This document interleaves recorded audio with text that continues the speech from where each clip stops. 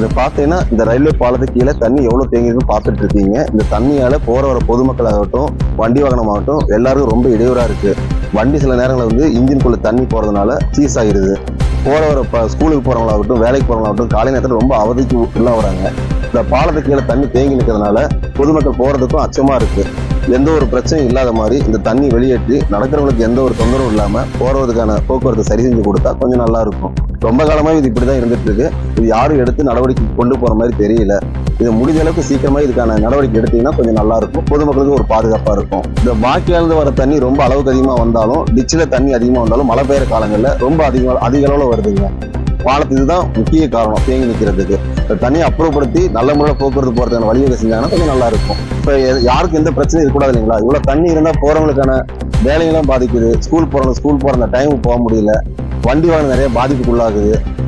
ஏதாவது இருந்தாலும் தண்ணிக்குள்ள இருந்தாலும் போறவங்களுக்கு நடந்து போறவங்களுக்கு ரொம்ப இதா இருக்கு.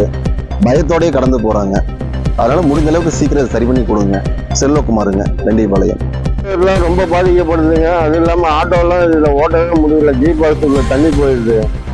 அதுக்கு 10,000 ரூபாய் செலவு பண்ண வேண்டியதா இருக்குது. அதனால இந்த கொஞ்சம் இடையூறு இல்லாம இது செஞ்சு கொடுத்தா கொஞ்சம் பரவாயில்லைங்க. தண்ணியெல்லாம் எடுத்துட்டு மோட்டர் ஏதாவது போட்டு எடுக்கிற மாதிரி ஏதோ ஒரு வசதி செஞ்சு கொடுத்தா பரவாயில்லைங்க. இந்த பாலத்துக்குள்ள போகவே முடியலங்க. இந்த தண்ணி வந்து எல்லாமே இறக்கமான பகுதிங்க. இருக்கிற எல்லா தண்ணியுமே இங்கதான் வந்து சேருது. நம்ம ஊர் செய்திகளை பார்க்க நம்ம ஊர் சேனல் ஷபா நியூஸ் தமிழை மறக்காம ஃபாலோ பண்ணிக்கோங்க.